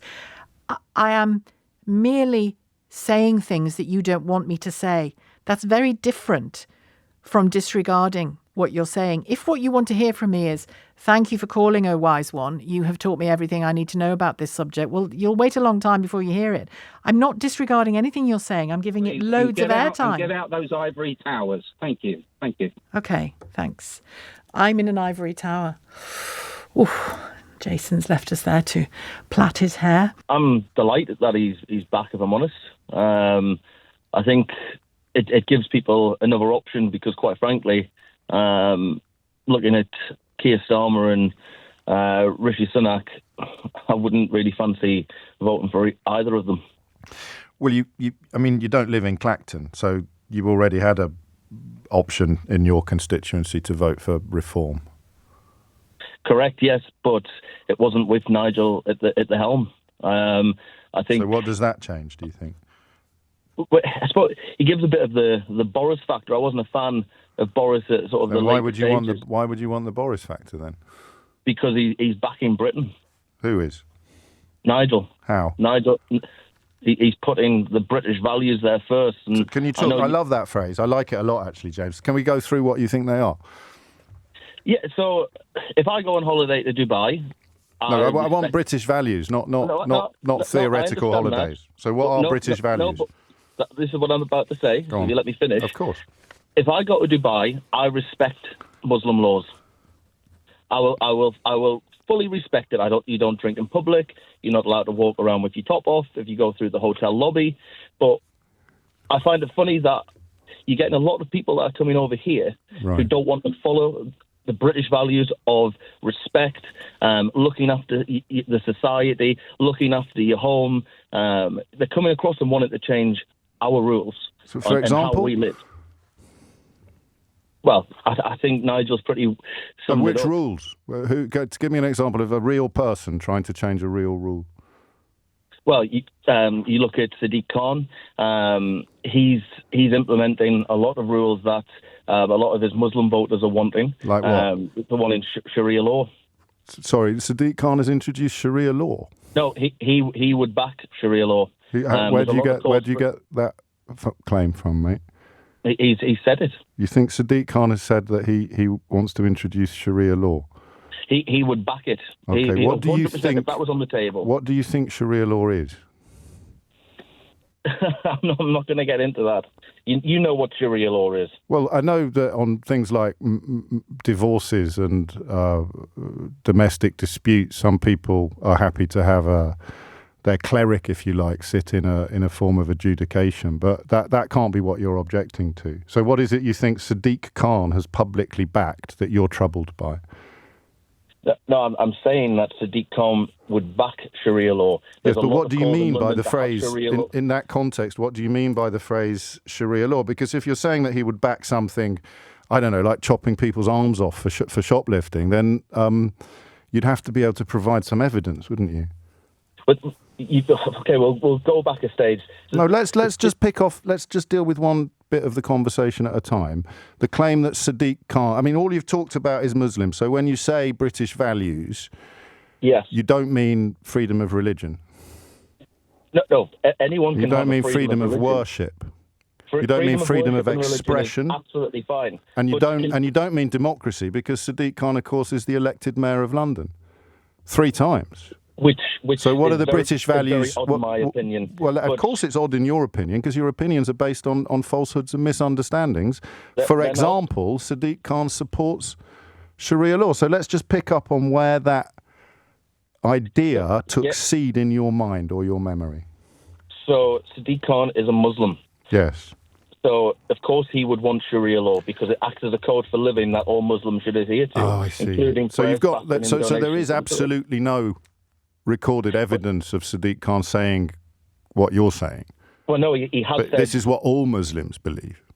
Yes, but why? This is a Christian country. But that's freedom of religion, then. But it's not. You can have the right to prayer, but why should we introduce a law? But no one is introducing that. This is the thing that you're going to have to, I guess, either stop saying this or provide some proof. I have. If you want to, I can. If I had the time, I'd find the clip of him. Take all the time you want. I'll send that clip in. No, stay on the. Don't go now. So just tell me when it was, what he said, what, and what you think he meant by Sharia law, and what it is you're scared of. I'm scared at the fact that we are talking about introducing a Muslim law. No, but no, James. Only you are talking about that. No, I mentioned I have Sadiq Khan on this programme every month for the last God knows how many years, and he's never once mentioned this. You've been on for 2 minutes and you can't shut up about it. So where on earth are you getting this evidence from? You're the one who's spinning this now. Mate, I just need to warn you that everyone can hear you. Absolutely. Right. So where is your proof, or where did you get the idea that... I mean, it's supposed to be a conversation about Nigel Farage representing British values. Yes, and that's what I was getting onto. So when you asking me about, we can't get onto that yet, because we just need to establish when and where Sadiq Khan spoke out. I mean, he's been mayor of London for years. Why hasn't he introduced it? Because I imagine he would have very great troubles introducing it. Well, that would be one answer to the question. The more obvious one is that he's got absolutely no desire to do so whatsoever, which is the point at which you proved to me that he does. It was a post that was going around social media, which had a quote alongside of Sadiq Khan saying that he quoted that they are trialling the law in 3 of London's boroughs right now. Yeah, and they will roll it out in the remaining 30 years. What research did you do into that social media post? It was on the Daily Mail. No, but what checks did you do on it? Well, how can you check something when? Right, do you want me to show you? Okay, you go ahead. Okay, so I'm going to ask you a question, which I promise you isn't patronising. But do you know what Reuters is? Yes, I do. Okay, so an internationally respected news organisation. Yep. So while I've never heard this claim about Sadiq Khan before. I'm 99.999% confident that it's complete rollocks, right? And the only time I ever hear things like this is when people tell me that Nigel Farage defends British values, and I push them for some proof. I push for some proof or some evidence or some explanation. And you tell me that, for example, Sadiq Khan, I don't know what this has got to do with Nigel Farage, but hang on, because I'm just teaching you how to do fact checks. All right? So you tell me that the Mayor of London wants Sharia law to be imposed in London, and you mention a social media meme or quote, and I can find while talking to you, this isn't the BBC, I've done it all myself while talking to you. In fact, people watching on YouTube will be able to watch the process of me just simply Googling a few of the words you've said in this conversation. And up pops Reuters from July the 1st, 2020, saying, fact check, the Mayor of London did not say Sharia law is being imposed in London. Let me read some of it to you. Social media users are sharing a quote attributed to the Mayor of London, Sadiq Khan, implying that Sharia law is being implemented in London. This claim is false. The Mayor of London's press office has confirmed that the quote, which misspells Sharia, is fabricated. Posts showing the quote alongside a picture of Khan have hundreds of shares on Facebook, including you, I imagine, right? The quote attributed to Khan reads, "We are trialling Sharia law in 3 of London's boroughs right now. We will then roll it out in the remaining 30 next year." Correct. I mean, it's illiterate, James. What? So you're saying that I was proved to be wrong, and it's false. Okay, well, I'll do what politicians can't do and accept that. But look how much you've built on it. But equally, that still doesn't change my opinion of that. When you're asking me about the British values, there still is a lot of talk about Sharia law. Right. Well, there's a lot of talk about, I don't know, anti-vax rhetoric. Correct. There's a lot of talk about lots of things. That's freedom of speech, isn't it? It is freedom of speech. But you're not opposed to freedom of speech because you're in favour of British values. Absolutely. But not all speech should be free. No, there's a difference. Freedom of speech seems to be one-sided, very one-sided. Okay, so who doesn't have freedom of speech then? I'd probably say the white working class man. What do you want to say that you can't say? You can say it to me, I promise. I'll protect you. Okay, but what I'm saying is, how do you know that I'm white? You've just assumed that there. Okay, are you? I am, yes. But okay. Let's carry on then. What's the thing you can't say that you wish you could? No, what I'm saying is, when you're on about British values. No, that was you. I'm waiting for you to tell me what they are. I'm not going on about them. No, but you were asking me, and then you're saying in terms of how it's not sort of getting out there and freedom of speech. Well, how come? I'm not a Tommy Robinson fan, but the media was reporting that there was only. Why aren't you a Tommy Robinson fan? I mean, I agree with some of his points, but the way that he goes about it, it probably doesn't help. What points do you agree with? That we're losing societies. But we've just established that your main reason for being fearful of Islam is completely false. I never said that was my main concern. What's your main concern then? My main concern is that we, as working class British citizens, are losing a lot of our. Lots of working class British citizens are Muslim. And I haven't said anything against that. You're spinning words. I'm not. I'm just saying, how can you be talking about Muslims and working class British people as if they're different? As if they're different. I'm not. Right. So what is the stuff you agree with Tommy Robinson about then? And I do want you to say the stuff you feel that white working class people aren't allowed to say. What sort of thing are we talking about here? So I'll go back to earlier what you were saying about the boats coming across and what Nigel Farage has been saying. No, I want you to tell me what you think you can't say. I'm leading on to that. If you'd let me finish. So, it's 11:33. I do want to talk to you for a bit longer, but just move on to it as quickly as you can, James. No, absolutely. So, thank you. Tommy Robinson, he's obviously up there agreeing that we're allowing too many illegal immigrants into the country. We're allowing an army of men to come across. Right. There's no who's not allowed to say that then? People get branded different things if you say that. You're always going to get branded something. I get branded lefty, loony, liberal. I mean, I think they showed a picture of me at Tommy Robinson's rally and encouraged everybody to boo. If you say stuff in public, James, then people say stuff back to you. But you were telling me about the things. You were telling me about the things that you're not allowed to say. You weren't telling me about being branded. Yeah, you're not allowed to say that we're having too many people come across. But you just did. Yeah, exactly. So how can you not be allowed to say the thing that you just said?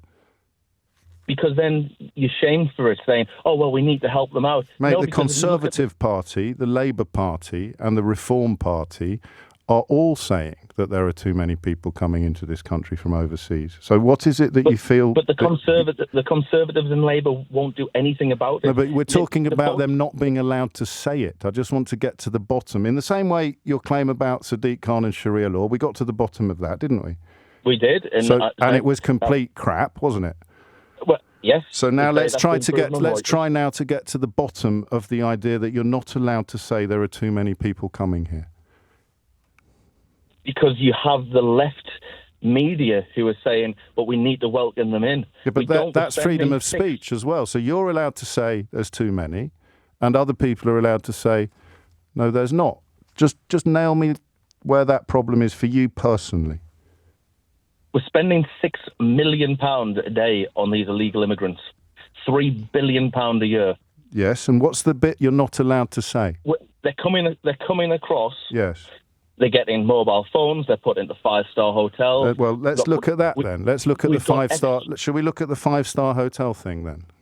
They're in 5 stars. No, let's look at that. Let's look at stars. that. Let's look at the 5-star hotel. The illegal immigrants in 5-star hotels. Where are they? And where? No. Let's go back again. Actually, where did you hear that? The news. You heard it on the news. Which news? Yes. Various outlets. Okay, and where are the hotels? You've got the one which is barricaded down. Is it in Plymouth? Mate, you don't barricade 5-star hotels. They cost about £400 a night. What would all the other guests say? That can't be a 5-star hotel, can it? The government are booking up whole hotels. This is the thing. They're barricaded by the police because of protesters. Yes, but they cease to be hotels when they become asylum centres. They used to be hotels. It's just a name that's given to a building. But I want to focus on the 5-star bit. So can you name a 5-star hotel where illegal immigrants are accommodated? Yeah, let's have a look, shall we? Yeah. If that's the case.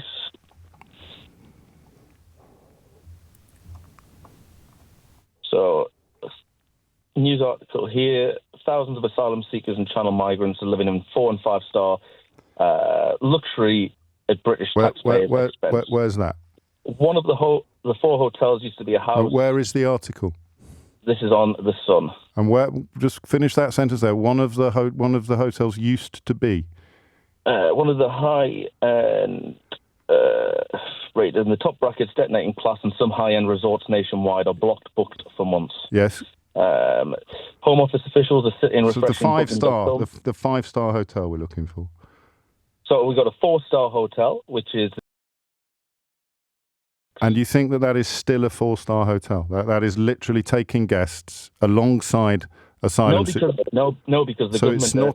So it's not a 4-star hotel anymore. If you stayed there, you'd be sharing a room, you'd be told what meals you were having, you wouldn't have access to the facilities that were put in place for guests because most of them would have been closed. It's a bit like... What's the nearest hotel to you, where you are now, James, in Durham? What's it like?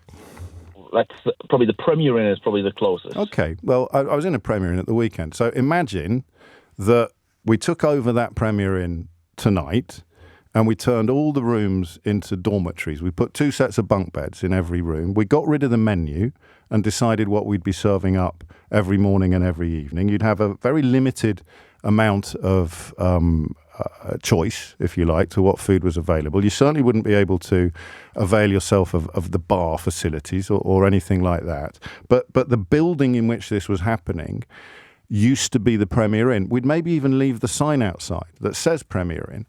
Would you describe the people staying there in those bunk beds as staying in the Premier Inn? Yes. Oh, well, then you've got me bang to rights, because it's no longer the Premier Inn, according to all of the definitions that gave it that title, in any way, in exactly the same way that building over there that was once a 5-star hotel and is now an asylum centre is not a 5-star hotel anymore. Do you see that?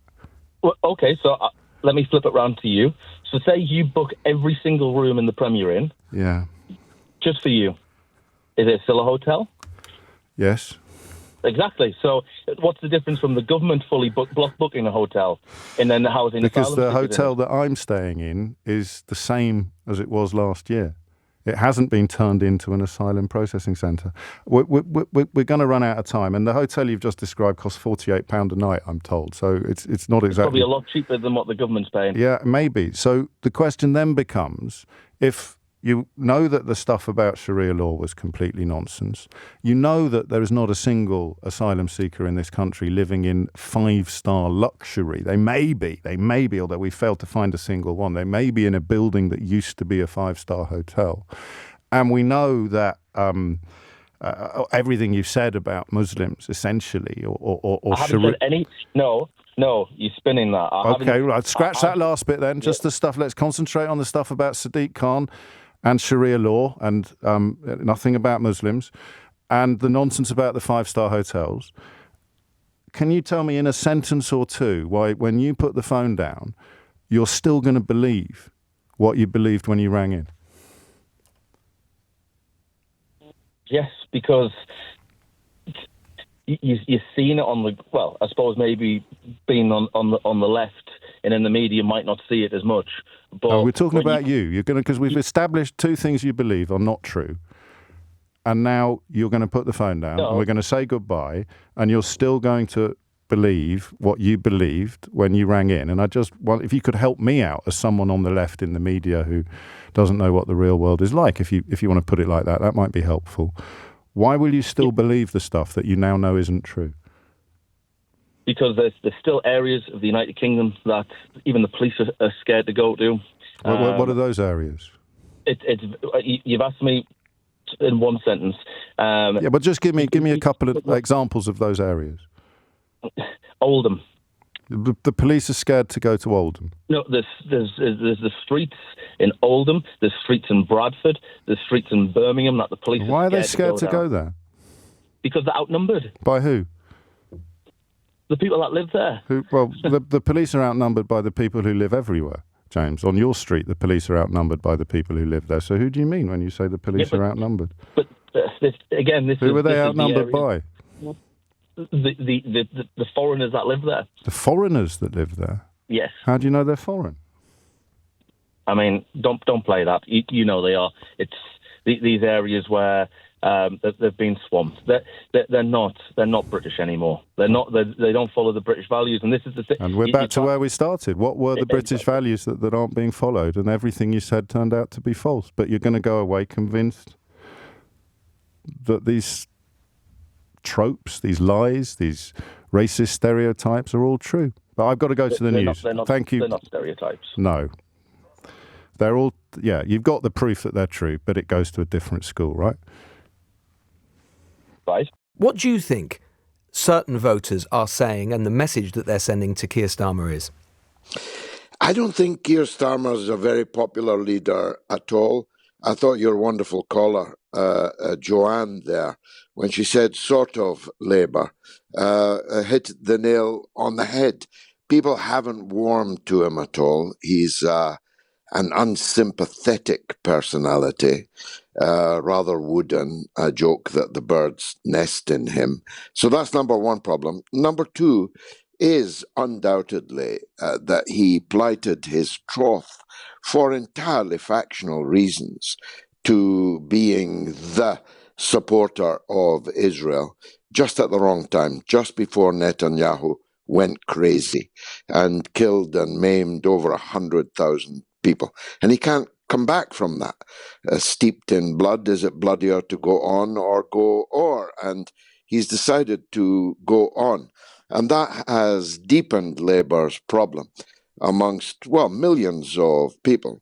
As you mentioned, Muslims, but not exclusively Muslims. Young people, students, activists, political activists, people interested in the world, really don't like Keir Starmer, really don't want to vote for his Labour Party. And thus, the Greens were the real winners, I think, of this election cycle. Yes, they've done very well, yes. Yeah, very, very well. Although, of course, in your new neck of the woods, Mr Galloway, it's fair to say that you didn't do brilliantly. You've won 2 seats, Labour's down 1. I think you won one of those seats off the independents. So You've only won 2 seats. It wasn't exactly a clean sweep in Rochdale. I think you hoped for rather better, didn't you? Actually, we won both those seats off Labour. Forgive me. So your researcher... No, it's entirely my fault there. I'm just looking at the BBC News website, but there we go. They're net down one. But the BBC News. Well, they do a good job. My point is that Labour won 14 seats at this election cycle in Rochdale, so they're not doing too badly in your new neck of the woods. Yeah, we only stood in a few seats, our heartland seats, and we won 2 and came second in the rest. But this is not about me, Lewis.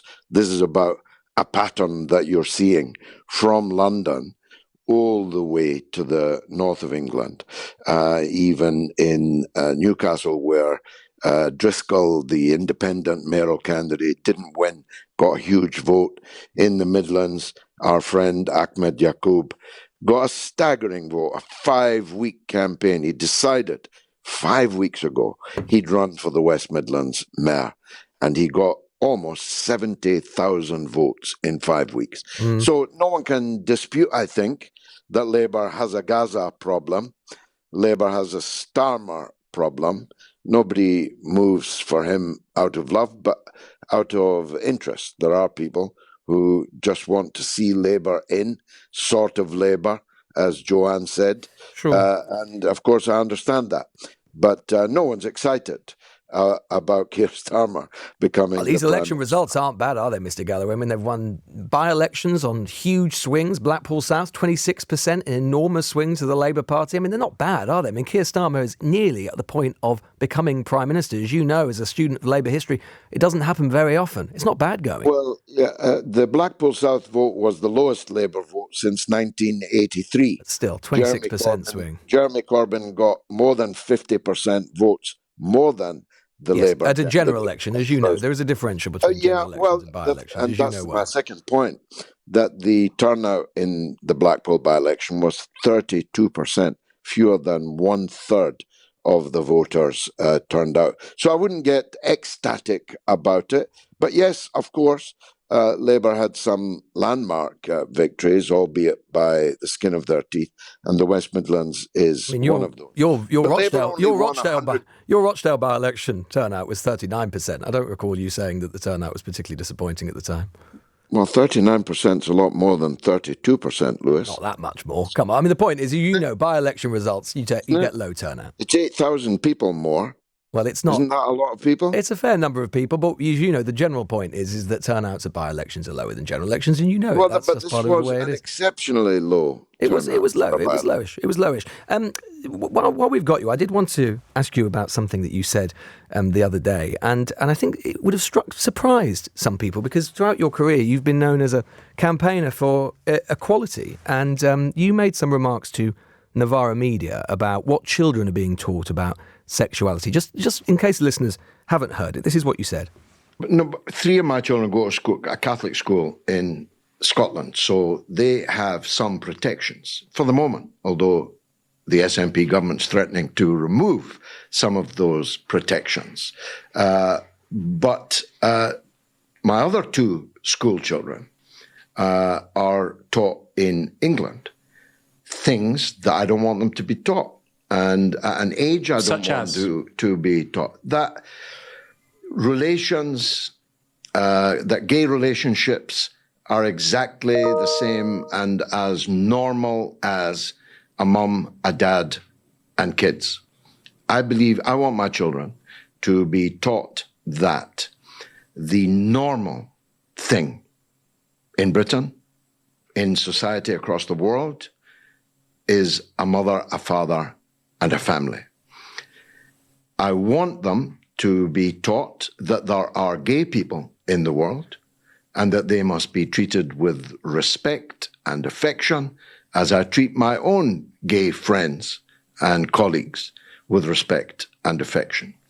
But I don't want my children to be taught that these things are equal, because I don't believe them to be equal. Apart from anything else, the human race would no longer exist. If it was normal, then it would be the end of humanity over a couple of generations. So, Mr. Galloway, just to recap what you said there, I don't want my children to be taught that these things, i.e. gay relationships and heterosexual relationships, are equal because I don't believe them to be equal. We'll come back to the question of the other word you use, which is normality. Well, we won't but specifically on being Lewis, equal. Why aren't they equal? Lewis, we won't actually come back to it because, first of all, that's not what this interview is about. You got this interview to talk about the election. Secondly, you don't think that these are important remarks? Lewis, you're a leader of a party. Lewis, this is a clip of a clip. It's an edited clip. No, it's not. No, it's not clip. an edited clip. Yes, no, it's not. It is a full 90 seconds of what you said. No, it isn't. You clipped out the point about the 97 genders. No. That's a separate question. You chose agenda. You clipped it out. Gender what? Don't think I don't know what I said.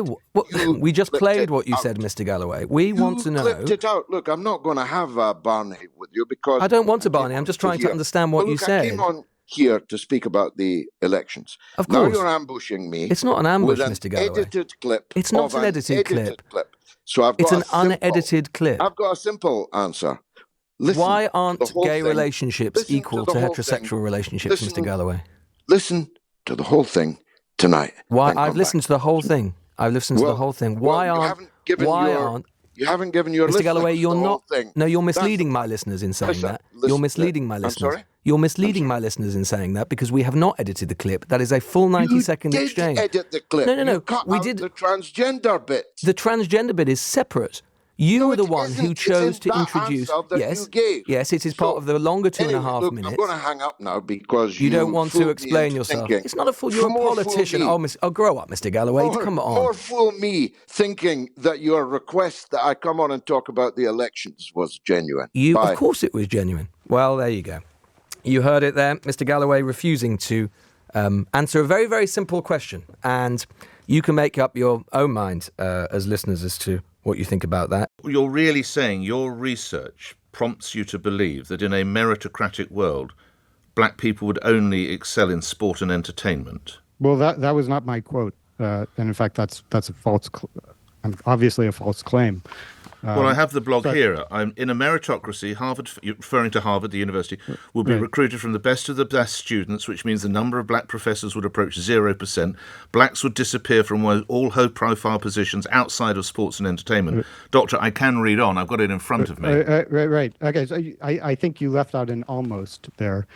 Blacks would disappear from almost all high-profile positions outside of sports and entertainment. But note the preceding. But how can you say that? Preceding sentences. Under a colorblind system that judged applicants only by academic qualifications, blacks would make up 0.7%. But I ask again, how can you say that? Right, because I'm quoting Harvard. Harvard conducted an internal study in 2013, which I linked to, as you can see. What do you hope to achieve by this, Doctor? Well, I'm sorry, you brought up the question of how I could say that. Okay. So let's finish that. Briefly. So I'm saying that because Harvard said that. Okay. Why? Harvard has been sued successfully, found guilty of discriminating against Asian applicants. As part of that lawsuit, their discriminatory practices were revealed. What? Their practices of awarding extra points to members of certain groups. Okay. They said that if admissions were based only on academic qualifications, blacks would be 0.7% of Harvard students as opposed to the current approximately 14%. What would you say to black students at the University of Cambridge who've expressed their distress over this? Well, I should comment that statistical generalizations about different populations don't apply to all other populations. No, I wonder if I can bring you back to the question that I asked, Doctor, is what would you say, and I've heard from one already on the show, to black students at Cambridge who are distressed by this? Right, so I'm answering the question. I'll deem if you are, actually, Doctor, so let's go ahead. What would you say to those students? Well, you're responsible for the questions. I'm responsible for the answers. Yep. You asked me what I would say. Here we go. This is what I would say. So statistical generalizations don't necessarily apply across in different countries and different societies.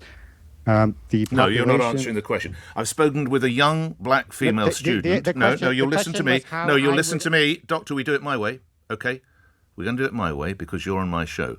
Doctor, I have heard from a young female black student who has expressed her distress because of this, and she says it's already difficult enough to be a black student at the University of Cambridge, and this only makes her life and those of her friends who are also black tougher.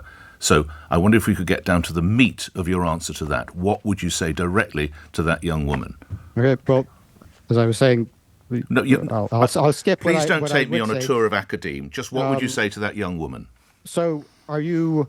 well, I told you what I say, and you interrupted me. But I'll say that if your position is we're not allowed to talk about Harvard's own statistics about their admission, we're not allowed to talk about Harvard's admissions policy because somebody could pluck that statement. Your out of position context. is, Doctor, you can knowingly cause offence and distress because of the position you enjoy and the research you can point to. You can knowingly cause distress.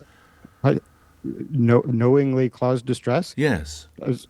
I mean, people are distressed if you talk about the role of testosterone in sex. No, I'm not talking about the role. People... I don't know why you keep seeking to take me down another path. You're knowingly causing distress with black students on the University of Cambridge, and I'm saying that you feel that that's okay to do that. What do you mean I'm saying? I never said anything like that. Well, you've been trying to justify why this is done. I've asked you 3 times what you'd say to that young woman. You've declined to say that. Why are you asking me why it's justified to talk about Harvard's admissions policies, quoting Harvard's admissions statistics? Because of the impact that it has. That's a very strange question. Okay. Well, I don't have to answer why I question the questions I asked to you, thank you. I do that because I'm representing the listeners who've all called in to me. Why do you suppose there's such a level of opposition to your appointment at Cambridge in the first place?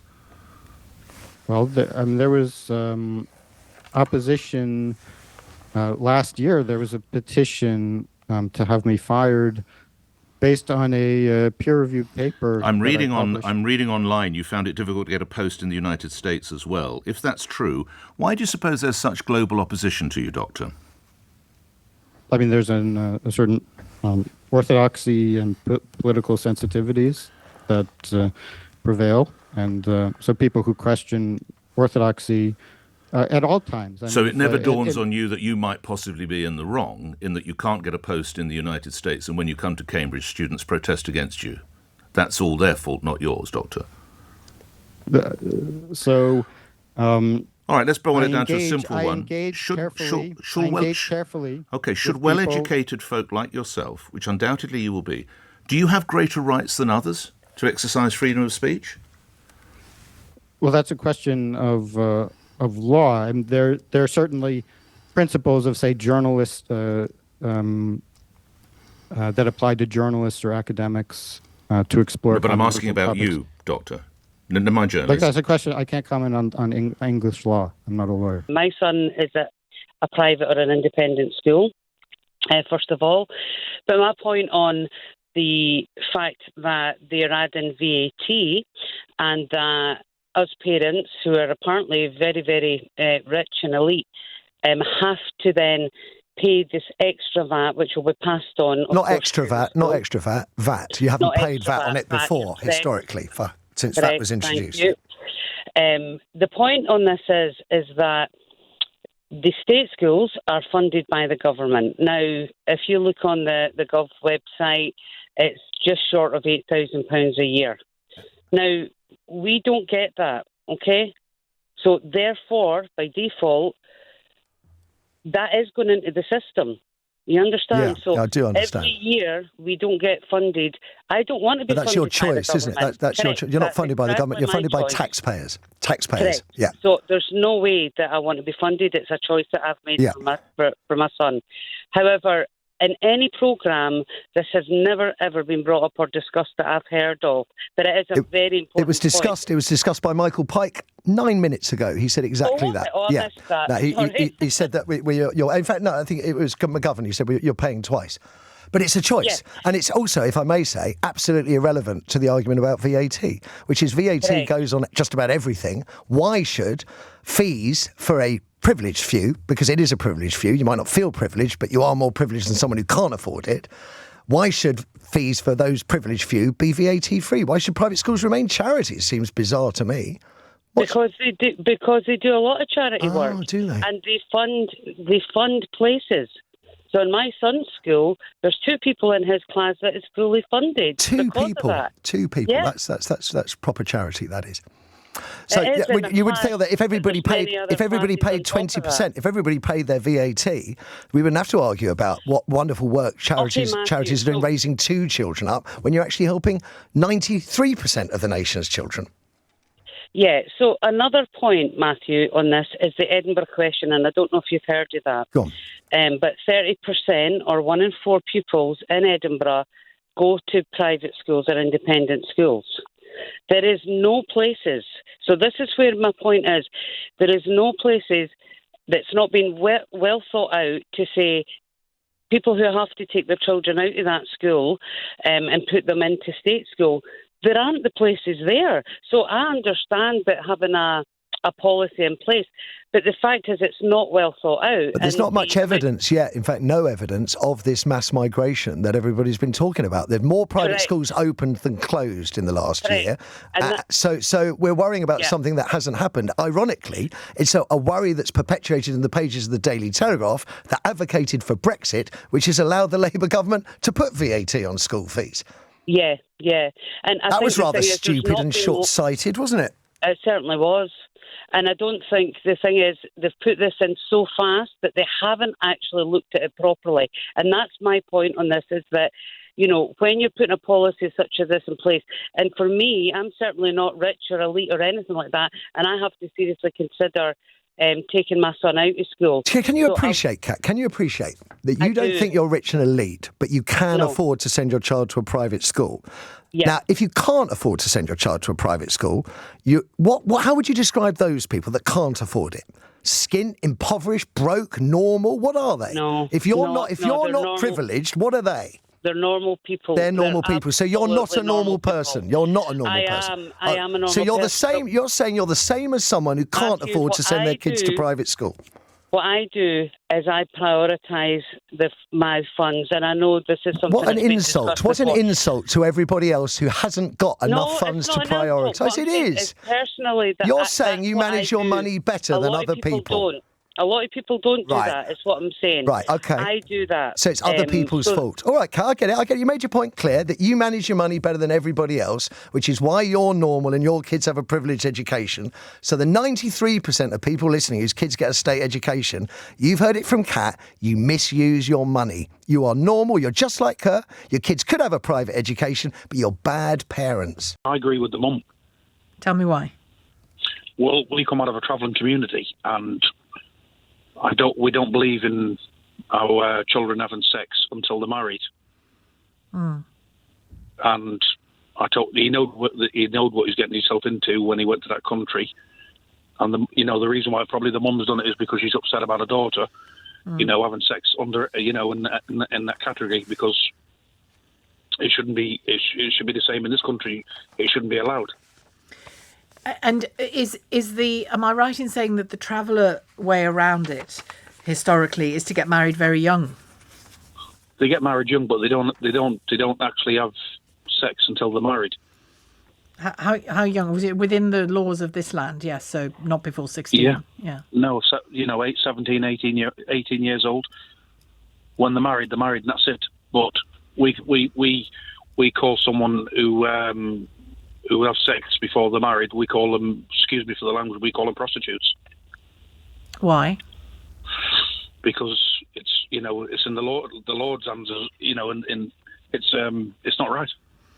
Well, just because you have sex, just because you have sex. Well, hang on, let me speak. Just because you have sex under the age of 16, sorry, out of marriage, but when you're young, it doesn't mean money is changing hands. It doesn't. Prostitution is money changing hands. Yeah, but it's still the same. There's no difference. Why is there no difference? Well, there's no difference. It shouldn't be like that. You see, the kids are staying age, and it is, though, John, in the law of this land. But in our community, we bring our kids up in the right way with respect and morals. In other cultures, in English cultures, excuse me, I'm not being racist or anything, because I come out of a gypsy community, but they don't care who they sleep with. That's why there's so many diseases and stuff in the world. Dear me, John. I come firmly out of the culture you're describing, and I very much care who I sleep with, and I very much care what the people around me behave like. Yeah, well, it shouldn't be allowed, and it's very filthy and dirty. What if tell me this, in the travelling community, if a 17, 18-year-old girl says, look, Dad or Mum, I'm really interested in biology and I want to train to be a research scientist. I don't want to get married. I don't want to get married yet. I want to get married later, or I have the right to not get married at all. Or, but if I'm into my 20s and I meet somebody I like, but I don't want to get married, will you disown me if I have sex with them? Yes. You'd literally lose your child for that. I'd disown her, yeah. Even if she was 28 when she had sex with this person? Yes. What is her sin there, John? What's she doing? What do you mean the sin? It's not only against us, it's against God as well. If you read the Bible, it tells you in the Bible. Yeah. Sleeping around. You know, in our community, you never hear paedophiles and rapists and murderers and stuff, do you? Oh, I'm pretty sure you probably do, John. Oh, you don't? Yes, you do. No, you don't. Please believe me, now you don't. Oh, yeah, you do. No, we don't. We live in a very respectable community, and it's only in English culture that there's filth like this allowed. Filth. What happens to boys then? Same thing? What do you mean? If a boy has sex outside of marriage? No, a boy's a boy, a man's a man. Let him go and do what he wants, but a woman's different. It's all about your respect and name. So men can have sex outside of marriage, but women can't?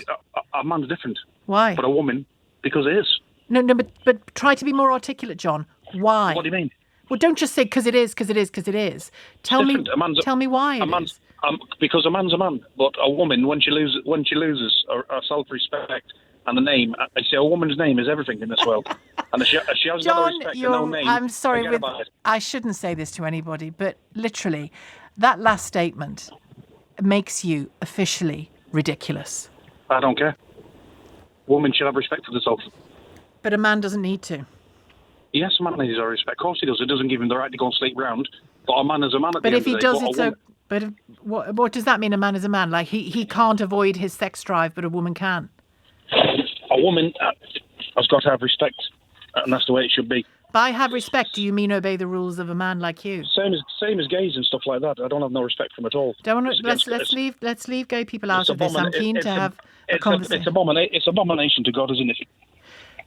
But what about a man? If we buy into your theory, and I don't, what if a man sleeps around? Who's he disrespecting? What do you mean? Well, is he disrespecting anyone or anything if he has sex outside of marriage? He's a man, isn't he? You're still not selling this to me. He's a man. Hang on a sec. What you're saying, just so you can try and hear yourself. He's a man, so it's okay for him to have sex outside marriage. No, but if he did have it, it'd be all right. But a woman, when she loses her virginity, that's the end of it, isn't it? What's virginity? Well, between the legs.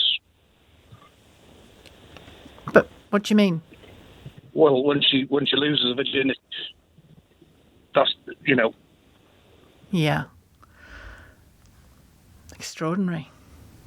That was like having a conversation with somebody from medieval times. I would like to make 2 points. I'm going to correct you on your 7-year thing, and then I'm going to fill in the gap in your knowledge. I've got the HM Revenue and Customs page in front of me on the 7-year thing. Perfect. So it's not me you're correcting. It's the official advice. No. It is you. Okay. You've got the wrong end of the stick. Okay. But so with the 7-year thing, are you happy that a farmer can pass it on in 7 years inheritance tax free? Hang on, you're supposed to be correcting me. Yeah. No, I'm asking you a question. Oh. Am I happy? Well, everyone enjoys that freedom. So I mean, in an ideal world, probably get rid of all the loopholes. But I think that would be brutal. So why is it then that it's acceptable to pass on a farm in 7 years from now, but for someone that's worked on that farm for the last 40 years, all of a sudden they can't get that? If their dad died 2 years ago, if their parents die in before this thing comes in, they're going to get hit by inheritance tax. They've worked that farm for their entire life. Yes. Why is that? Why is that different? Well, you've just explained why it's different because the rules have changed.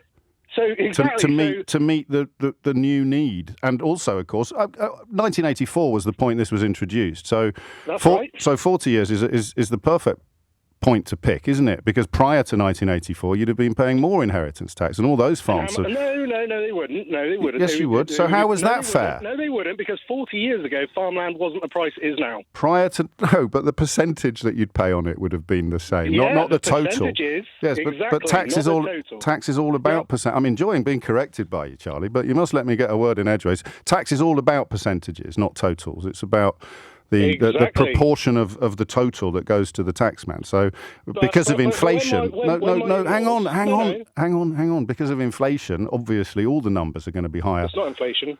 Okay, well, because of some mysterious magic formula, all the numbers are going to be higher than they were 40 years ago. But just to show you politely the error of your ways.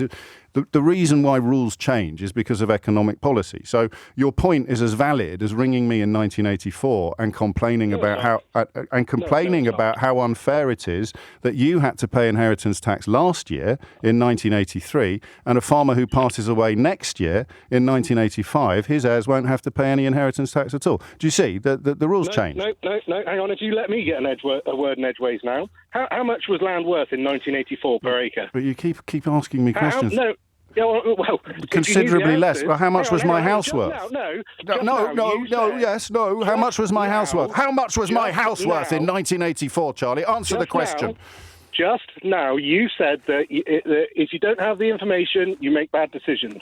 So in 1984, the average cost of an acre was £3,780. And the average cost of a house? I've no idea. I'm not talking about houses. I'm talking about acres. No, you're talking about inheritance tax, which applies to houses.